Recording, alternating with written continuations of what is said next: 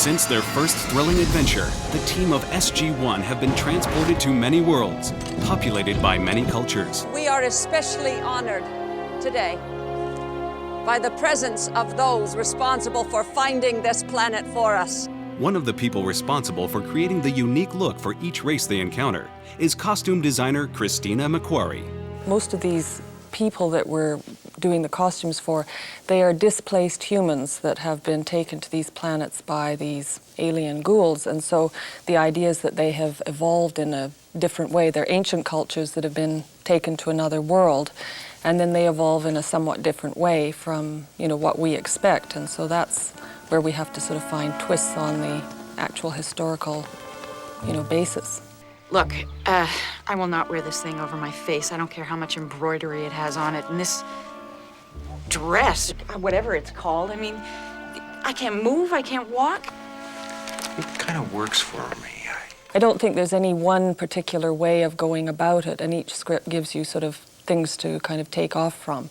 But there is a historical base because we've done Egyptian and Roman, and we did a Mongolian one, but you sort of take elements of that and sort of work it in a different way, sort of in an unexpected way. And we've often thrown in elements from other cultures as well. And, somehow you come up with a rather strange mix, which so far has worked. People, let's go, let's move! McQuarrie's talents were put to the test from the very beginning. In the 2-hour pilot, she had to clothe hundreds of characters, including human slaves held captive by the Goa'uld. This was a character called Share from our pilot. And the inspiration for most of this came from sort of Egyptian mythology. Share? Behold! Your queen. If you look at this one, it's got this little serpent head on the top, which is very weird. And things like that, they just kind of, it's almost a sense of humor. A lot of it just comes out of just a wacky sort of,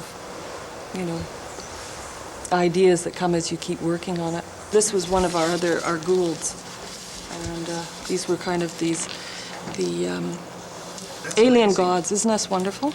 And again, we sort of used a lot of very different fabrics and very modern fabrics in sort of this historical bent, I guess is about the only way we can say it. And then lots of elaborate trims and chains, like this is sort of weird, funky, modern chain. And the combination seemed to work and give it sort of an otherworldly appearance.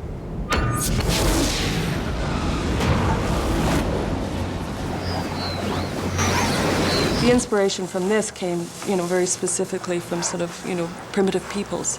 In the world and in real life, there's so many weird things that you can draw on, and they are what they are, but they somehow, if you put them in different contexts, they sort of take on an otherworldly quality. In television, time is of the essence, and McQuarrie's department must always stay one step ahead, especially when creating brand new styles. They try and, give us scripts, a few weeks in advance, because it certainly takes a certain amount of thought and preparation.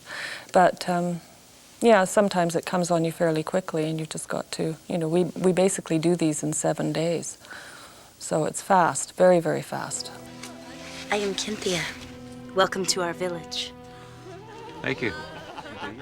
And of course, it's very much based on what the art department is doing in terms of their, their sets. That certainly influences us as well. It's very much a team effort. It's a huge team effort.